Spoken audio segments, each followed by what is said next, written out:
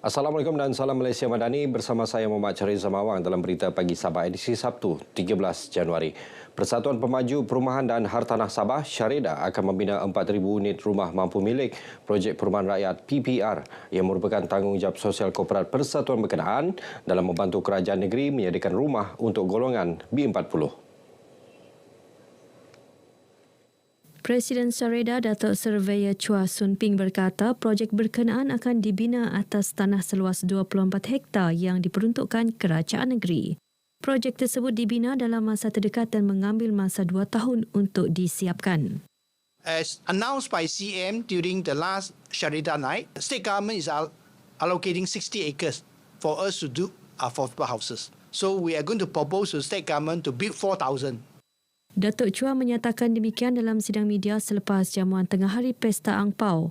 Sebelum ini, Ketua Menteri Datuk Seri Panglima Haji G. Noor berkata kerajaan negeri akan mempertimbangkan sebidang tanah kerajaan di Sepanggar kepada Syareda dengan syarat rumah yang dibina ditawarkan pada harga mampu milik oleh golongan B40 dan M40 di Sabah. Kesemua 4 buah balai bomba baharu di negeri ini yang sedang dalam pembinaan dijangka siap dalam tahun ini. Ia termasuk Balai Bomba Daerah Putatan dan Nabawan yang dijadual siap bulan depan. Pembinaan 4 buah balai bomba baharu itu merupakan tambahan kepada 25 balai bomba sedia ada dengan kekuatan 1,099 anggota. Timbalan Pengarah Negeri JPPM Sabah Farhan Sufian Borhan berkata pihaknya juga merancang membina sebuah lagi balai bomba di Telupit, kawasan menghubungkan pantai barat dan pantai timur Sabah. Ia berikutan jangkaan risiko kecemasan di kawasan berkenaan meningkat selepas jaringan jalan raya Pen Borneo siap sepenuhnya.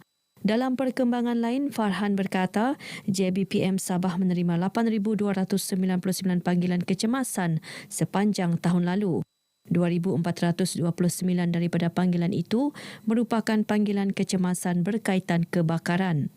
Dari segi bilangan kematian diakibatkan oleh kebakaran ini juga berlakunya penurunan, walaupun berlakunya penurunan tetapi masih lagi melibatkan kematian, iaitu sebanyak 11 kematian yang telah berlaku diakibatkan oleh kebakaran pada tahun 2023 ini. Farhan memberitahu RTM ketika dihubungi di pejabatnya di Ibu Negeri. Beliau menjelaskan 70% punca kebakaran disebabkan kecuaian penggunaan barangan elektrik, sistem pendawaian yang lama dan sistem pendawaian haram.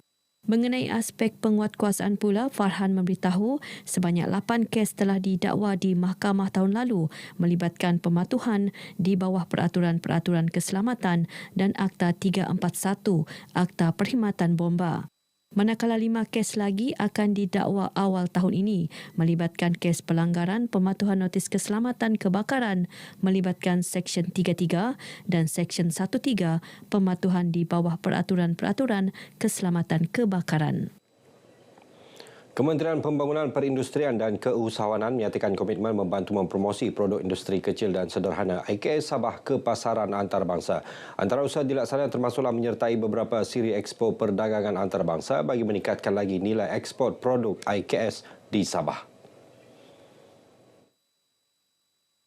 Menterinya Datuk Fung Jinze memberitahu antaranya Expo Gulf Food Dubai yang akan diadakan di Emiria Arab Bersatu pada Februari dan Salon International de l'Alimentation Paris di Perancis Oktober depan. Katanya, kementerian turut mengenal pasti beberapa lagi Expo Perdagangan Antarabangsa yang bakal diadakan di beberapa negara Asia Tenggara tahun ini.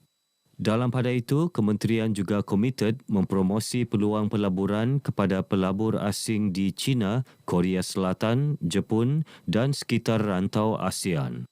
Datuk Fung berkata demikian dalam Majlis Amanat dan Anugerah Perkhidmatan Cemerlang 2023 Kementerian Pembangunan Perindustrian dan Keusahawanan di Kota Kinabalu.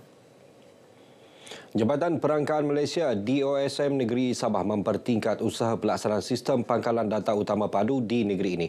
Ia bagi memastikan lebih ramai rakyat Sabah cakna terhadap inisiatif disediakan Kerajaan Madani. Lebih 78,000 penduduk Sabah telah pun berdaftar dalam sistem padu.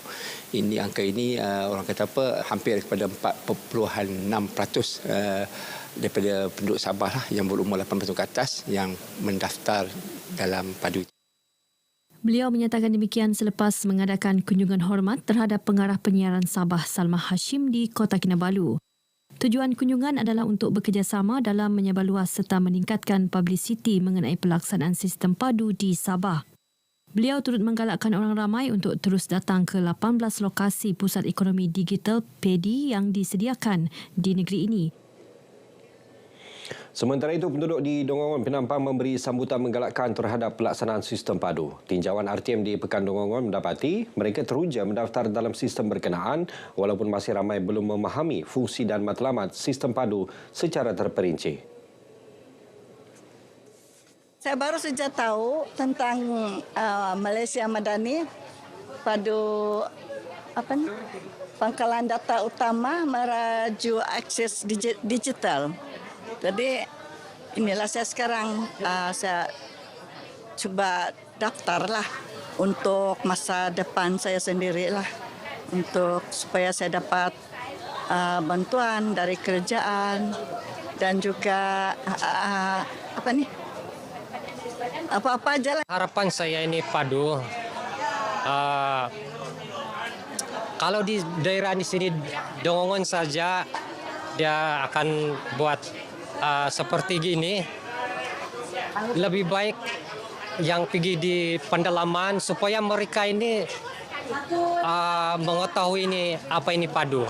Sebab buat masa sekarang ini jarang mengetahui ini apa ini padu. Sistem padu yang dilancar 2 Januari lalu antara lain bertujuan memastikan rakyat yang layak mendapat manfaat tidak tercicir daripada subsidi bersasar, bantuan dan perlindungan sosial. Penggiat industri seni perfilman tempatan Sabah disarankan menerbitkan filem yang mampu menembusi pasaran peringkat global. Pengerusi Perbadanan Pembangunan Bandar Sabah SUDC, Datuk Jamawi Jaafar yakin dengan idea, kreativiti dan kepakaran sedia ada, para penggiat seni perfilman tempatan mampu menyahut seruan tersebut.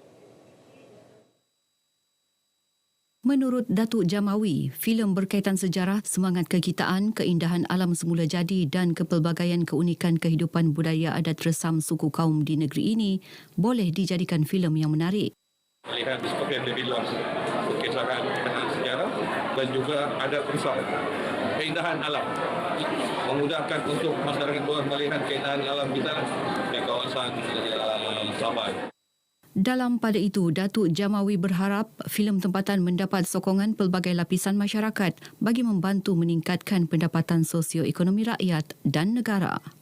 Sudah tentu sokongan ini menjadikan kami lebih bermotivasi menjadi landasan kami untuk lebih maju lagi, membuat atau membuat yang akan datang yang lebih kuat. Ini semuanya sebenarnya untuk kebaikan bersama, terutama sekali penggiat seni filem Sabah ini. Kalau pihak berwajib boleh menjadikan Mata ini sebagai satu filem kita. Umpamanya barangkali ditayangkan di negara luar, untuk negara luar melihat betapa cantiknya negeri kita, betapa uniknya budaya kita dan betapa baiknya bangsa kita. Baik, paparan itu mengakhiri berita pagi Sabah kali ini. Menyusul selepas ini berita pagi Sarawak. Dari sungai hingga ke segara, Palestin pasti merdeka.